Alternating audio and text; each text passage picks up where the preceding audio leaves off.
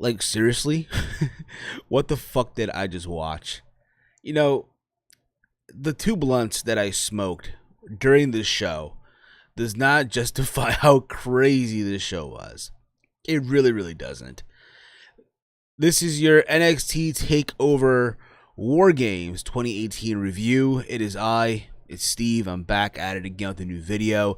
Thank you all for watching the video, tuning in back into the channel. If you're new here, mother flowers, first of all, thank you for tuning into the channel and watching this video. Secondly, make sure you are subscribed to the channel. Hit that big old sub button down below. It really would be awesome if you do. Also, share this video throughout your entire social media, wherever you share videos, Facebook, Twitter. Also, while you're at it, give the video a big old thumbs up, because why the fuck would you not? And like I said, I smoked two blunts while watching this show. And I'm still sitting here, literally, as I'm doing this recording right now, 1 in the morning. Like, what the fuck did I just watch? And it's not in a bad way, by no means at all. I think, obviously, everyone knew going in the TakeOver, WarGames, was going to be a crazy show. And it was. And again, I don't want to come off, here. I don't want to come on here and be like, oh my God, follow that main roster, Survivor Series, what? Because I feel like every YouTuber, every podcaster that I've already uploaded their videos reviewing this particular show, or as we speak right now, probably recording right now as we speak, are going to probably tell you the same exact thing. And I honestly do not want to come off as that person. I really, really don't. It's a great show. I actually did enjoy watching this show, even if I was like, I said this before and I'll say it again. To me, it's really difficult to sit here and watch wrestling sober. Like, come on, you try to sit through the wrestling schedule throughout the week, try to watch these shows sober. You try sitting through that and doing it. You can't. It's impossible. You have to be fucking high. You have to be. And I did say, literally, when I did my predictions video a couple days ago, that this review will be up on the later side because I got to work around 9 p.m. Keep this in mind. This show started at 7 p.m. It really, took me by surprise. I thought this show would start at 8 p.m. and it started at 7. So by the time I got out of work, the show was almost near the end. So I literally drove to the sushi spot where I get my sushi, and I literally ordered some 7 avocado rolls, some tuna rolls, salmon rolls, and yellowtail scallion rolls as well, with scallions, what have you. And I literally brought sushi to my house. I smoked 2 blunts, and then I just ate my sushi. Again, people seriously do not understand how crazy I get for sushi. I just do. One little fact, all right? The key to my heart, honestly, mother flowers, the key to my heart, ladies, bring me some sushi, and I'll be a happy person. And it's everything about this show, I feel like, from top to bottom, delivered, in my opinion. But that's just me, of course. I, as always, want to hear from you guys in the comments below. Give me your thoughts on TakeOver, WarGames 2018. If you enjoyed the show, what was your favorite match of the show, and all that fun stuff. What you probably would have done differently. Give me your thoughts down below in the comments. Or if not, let me know on Twitter at HeelSteven. And yeah, there you go with that. The show kicked off, to my surprise, with Matt Riddle versus Cassius Ohno. Now, this match was supposed to take place this coming Wednesday as part of the tapings that they usually do at these TakeOver events. Like, literally the hour before, they'll do, like, tapings, what have you, for the upcoming episode. And this match was supposed to be on that show. So Matt Riddle comes out, talks about how on the kickoff show, Cassius Ohno, I guess, interrupted him, what have you. And again, I didn't watch the kickoff show. I was at work while all this was going down. So keep that in mind. And he's out there in his wrestling gear. And he basically calls him out for a match right there and there. And I think, honestly, it made sense to do that. Because, honestly, listen, Matt Riddle is getting this crazy reaction. People were chanting, bro. And the last thing you really want to do is do a takeover. Granted, honestly, they could have waited for Matt Riddle to have, a takeover debut, probably for takeover for Rumble weekend, which again, it is what it is. But at the same time, again, milk it while it's hot. Why the fuck not? Milk it while it's hot. You know what? Have him debut there. He got a reaction, of course. And he called out Ohno for a match. Ohno comes out and he's being caught because again, Riddle was claiming that he can knock him out in either ring, what have you. And Ono comes out and agrees to the match. There's a referee. Ironically, there's a referee literally in the ring. And they have the match. And the match literally lasts, I shit you not, 7 seconds. Ono goes to, try to charge at Matt Riddle, and Riddle throws a knee. A freaking knee that just drops, catches Ono for the 1, 2, 3. Now, normally I would be upset with something like this, but I understand the story that they're trying to tell here. Okay, Riddle got a win. Ono got caught off guard with the knee, and this is what I think is going to do is, continue the feud. Maybe heading into TakeOver Rumble weekend in Phoenix, or if not, in some episode of NXT in the upcoming weeks. But again, I enjoyed the idea of putting this match on the card, because I think it needed to be on the card. And again, this was going to do is going to carry the feud. Let's be real about it right now. Matt Riddle is a fucking future star in WWE. He is going to be a future world champion. There's no doubt about it. The moment that guy hits the main roster, and again, listen, we're saying that right now, but at the same time, it's like, look at the guy that WWE's fucked over on the main roster that came from NXT with so much momentum, right? Bobby Roode, Andrade Cien Alma, which really hurts for me to say that, if you will. The list goes on, okay?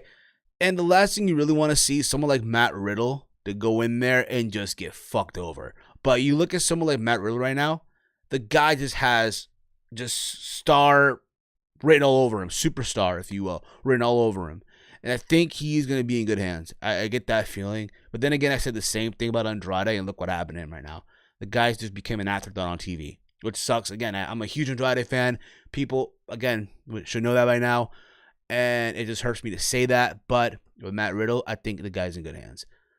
We then get the official first match, which was supposed to be the first match of the show. Shayna Baszler defending the NXT Women's Championship versus Kairi Sane, the 2 out of 3 falls match. Here's the thing, right? Honestly, I didn't feel like it needed to be a 2 out of 3 falls match. Like, I get it, Kairi Sane invoked a rematch. She wanted to be a 2 out of 3 falls match.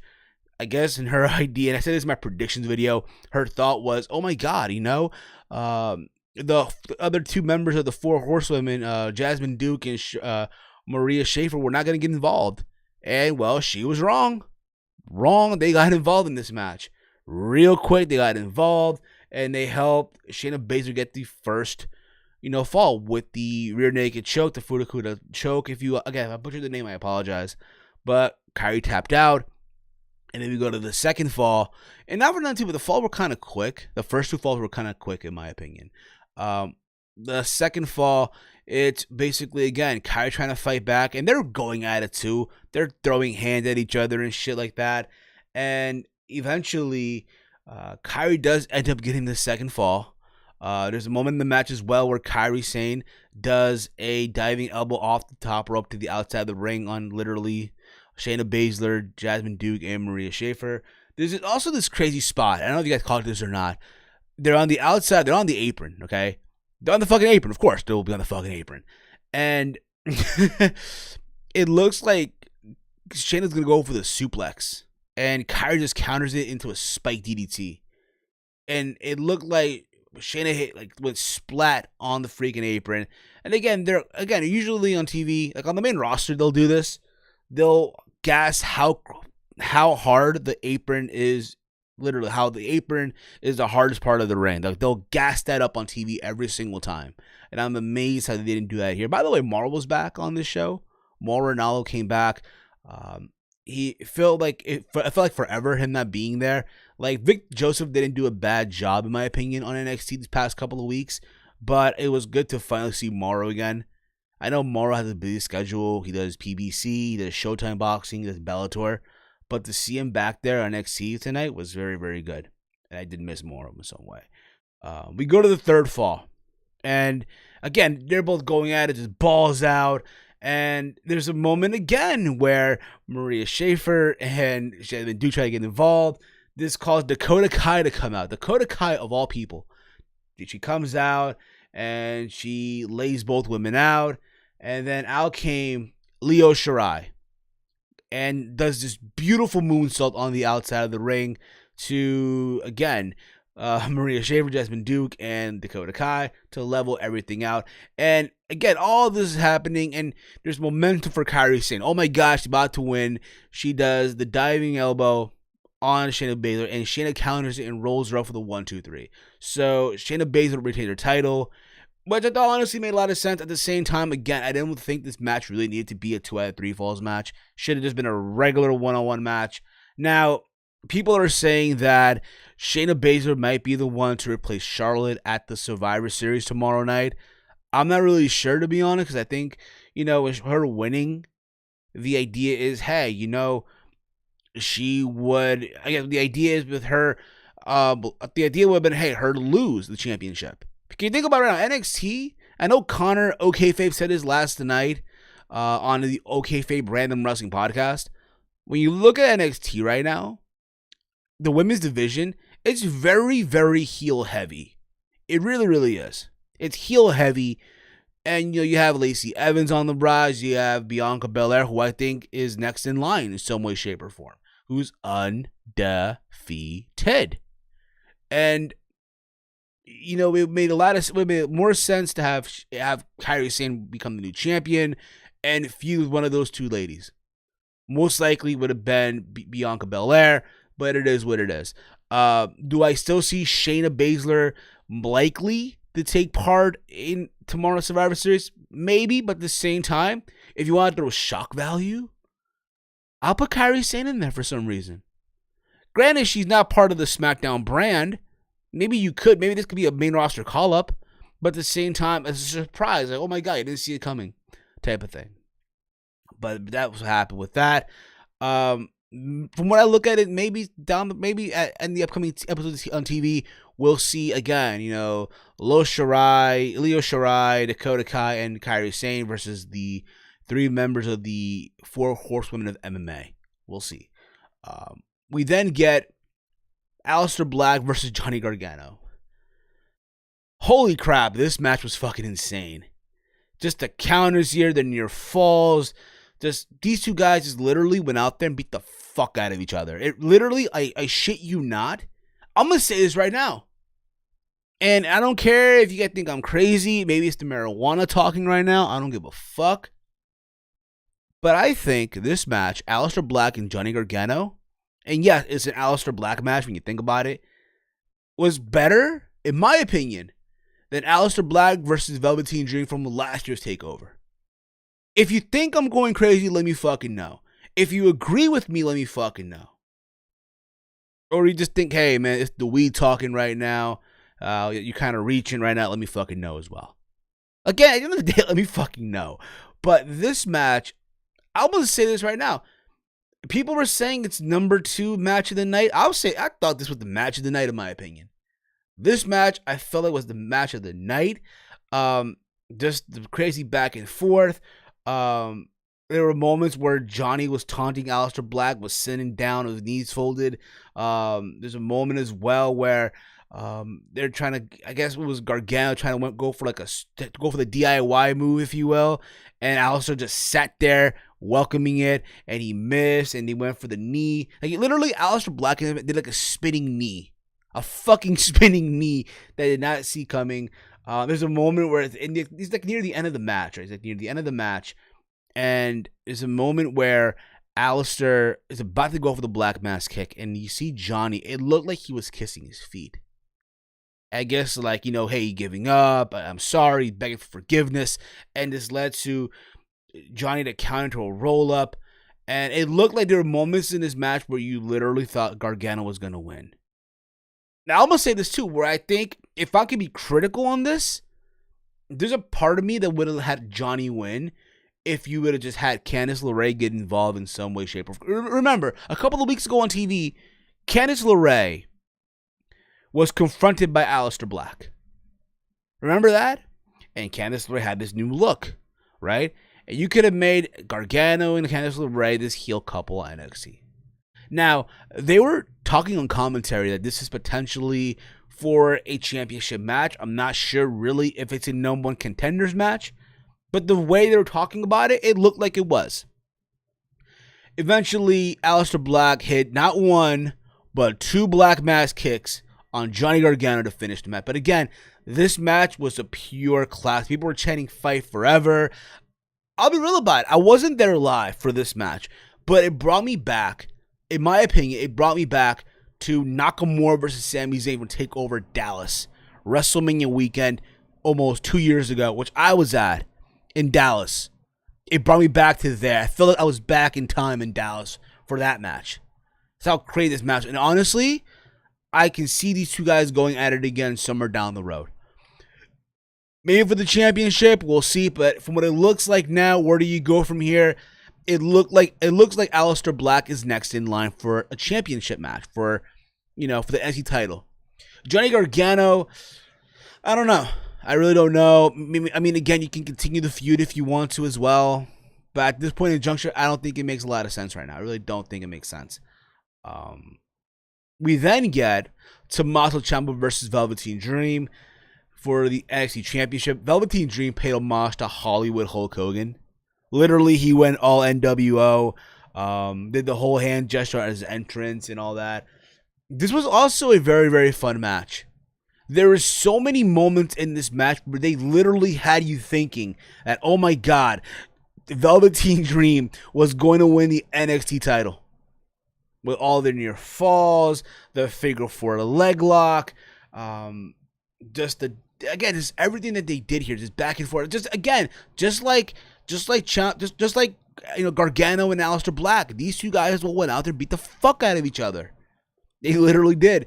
There's a moment in this match too where I guess they're by the announce table, right? They're by the announce table and shit. And I guess Morrow is talking how Ciampa becoming this crazy sadistic SOB that needs a beating, what have you. Something that degree. And Ciampa just throws something in Morrow and everyone just started booing. Again, that's heel heat and I enjoy it. Because again, if you want to get heat, automatic heel heat, throw something at Mauro Ranallo. That will get you instant heel heat. And again, that was a distraction because again they had the mat, like the padding outside, like lifted up, just like Ciampa had at TakeOver New Orleans, right? And this caused for Velveteen Dream to attack Ciampa, hit him through the exposed concrete, throw him into the ring, go for the Rainmaker elbow, and got a near fall. Everyone thought that was it. It was over. And again, just craziness here, right? Because then again, after this, you see Ciampa on the apron, just lying there, right? So Dream decides to literally once again do a diving elbow drop, the purple Rainmaker elbow drop, if you will, literally on Ciampa the same way that the EC3 back at TakeOver Brooklyn 4, but missed. He literally missed. Also, this match, I didn't mention this earlier. Dream does an inverted DDT onto the championship the same way he did a couple weeks ago on TV and got a near fall as well. But he missed the elbow on the apron, and then Ciampa just gets him into the ring. He takes him to like the center, like the steel that literally connected both rings for the WarGames, and hits a DDT, and implanted literally a spike DDT onto that metal thing, and then pinned him for the 1-2-3. So despite all this crap, all the stuff that Ciampa had to go through in this match, all the near falls, Ciampa still found a way to retain this championship. His boot came off his foot even during this match. So Goldie, because apparently Ciampa called his belt Goldie, is still around the waist of Tommaso Ciampa. Honestly, it was a great match. I didn't really think Dream was going to win. It would have been cool to see it happen.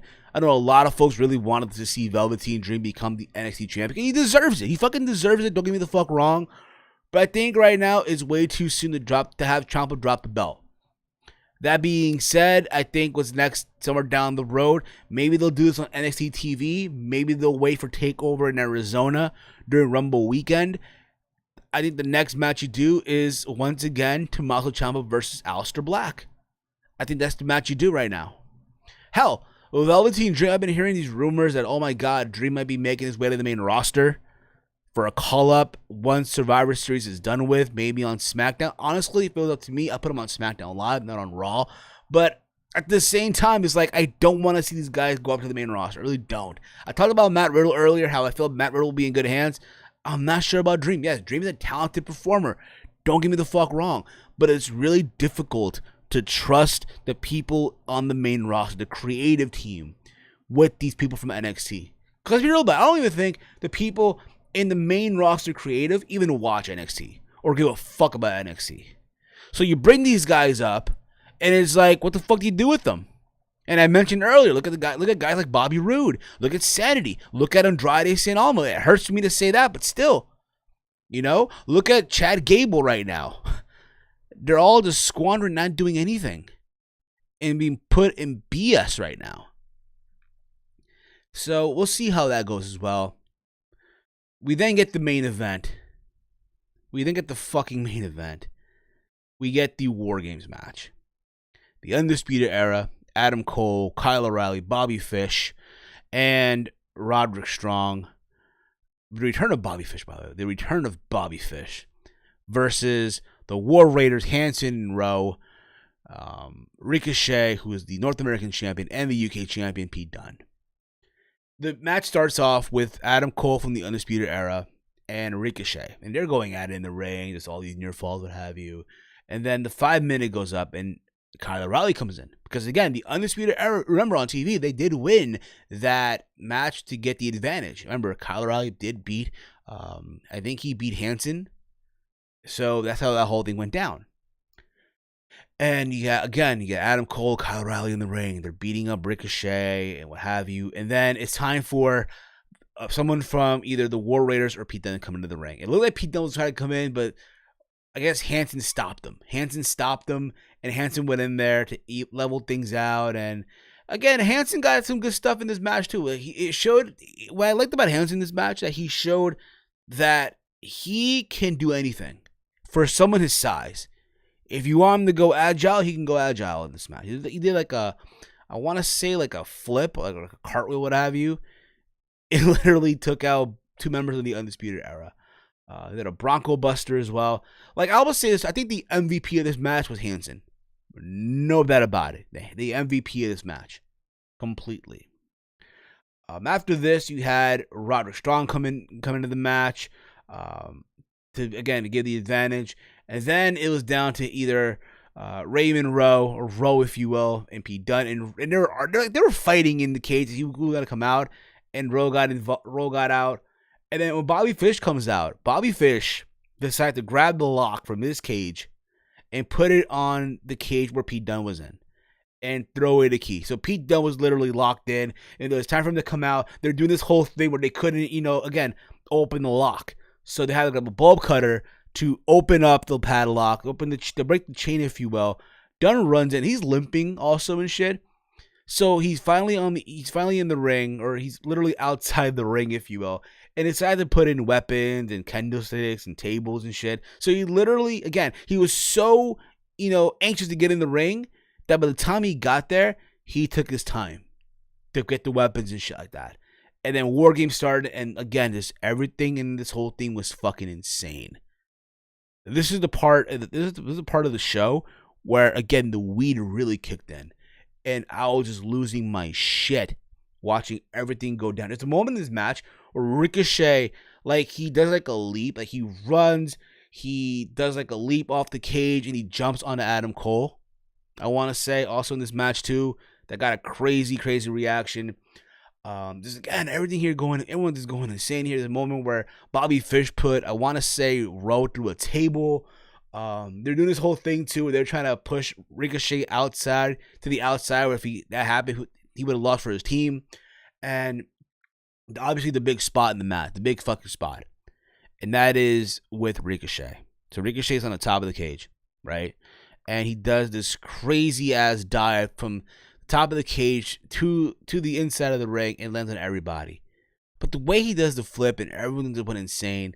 And then there's a moment where they're like two teams, right? They're both on one side of the ring, whatever. So you had the War Raiders, Pete Dunne and Ricochet in one ring, the Undisputed Era in the other ring, and they meet in the center. They meet in the fucking center, and they're going at it. They're brawling. Got a crazy, crazy ass reaction. Everyone went insane. People were literally losing their shit for this match. And there's a moment near the end where Adam Cole, I guess what happened was Pete Dunne hit the bitter end, and then Ricochet did the 450 splash, and both Adam Cole and Pete Dunne pin Adam Cole. Literally both Pete Dunne and Ricochet pin Adam Cole. Again, the weed is kicking in right now. Okay, so bear the fuck with me. Okay, so they both got the win, and they're both celebrating. They both climb top of the cage, and it ends literally with them on top of the cage, holding on their titles and shit, and just hinting at another match between those two, title for title. Which again, I have no problem seeing. It was great the first time. Why the fuck not again? But again, TakeOver WarGames 2018 was just an insane show. If you have not watched it, go out of the way and watch. Go out of the way and watch it. Really, you'll do yourself a good favor. And now tomorrow's Survivor Series. I hope it's a good show. I believe it will be a good show. And again, will it outdo TakeOver tonight? I don't fucking know. But I guarantee, like, everyone's, again, and their mother is saying, oh man, NXT did it again and shit like that. I don't want to be that person. I really, really don't. Again, it was a great show. I enjoyed myself watching it. And again, I said this in my prediction video. This is what the stuff that I like about NXT. They do things so simple that it doesn't come off like, you're coming off dumb as fuck watching it. You really, really don't. But that's my thoughts, as always, Motherflower. Give me your thoughts down below in the comment threads. Your thoughts on TakeOver WarGames 2018. Did you enjoy it or not? I'm going to say this too. If you ask me right now, do I prefer this WarGames or the one from last year? I'm going to say more toward this year because, honestly, last year, it was just a 3-team thing, and this time was just the 2 teams. It was 4 guys in each team. I prefer that, honestly, than last year's by a little bit. I'm not saying last year was bad, because last year was also a good match, too. You had the Authors of Pain and Roderick Strong versus Sanity versus the 3 members of the Undisputed Era, Bobby Fish, Kyle, and Adam. But again, this show overall was an amazing show. Give me your thoughts down below in the comment threads, or if not, let me know on Twitter at HeelSteven. Again, if you're new to the channel, make sure you are subbed to this channel. Give this video a big old thumbs up. Episode 268 of the Team Hill podcast is officially up for download. We went live literally yesterday. We gave our predictions on Survivor Series. Myself, OKFabe, Walter, Big Mike from Big Mike Wrestling Recap Show, Chase Oliver. We literally had a fun time. It was the first time in a long time it was the first time in a long time that the 5 of us got together and did these type of shows. And I think the next time we'll do it is for Rumble weekend. All right. So if you have not checked that out yet, it's up in the video archives, or if not, if you want to download it, it's up on the feed right now on PodBean. It's also up on iTunes, Stitcher, Spotify, also over at iHeartRadio. So give it a listen, enjoy it. We literally went balls out, if you will. And yeah, that's it for that.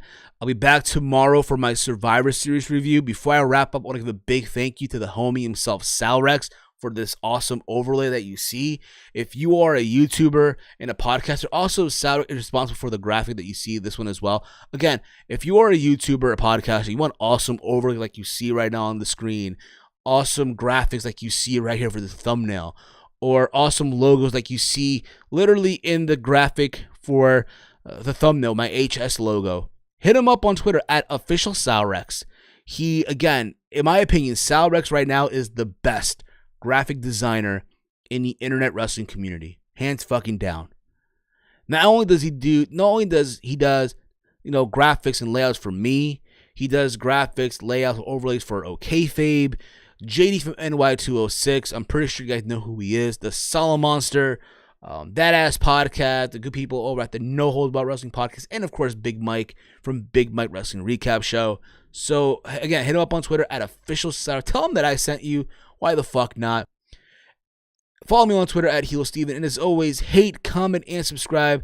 And until next time with the flowers, it's me, it's Steve, it is wrestling and whatever. Peace out, mother flowers. Again, the weed today was so strong. I'm still sitting here like, bruh, what the fuck did I just watch? Seriously. Oh boy.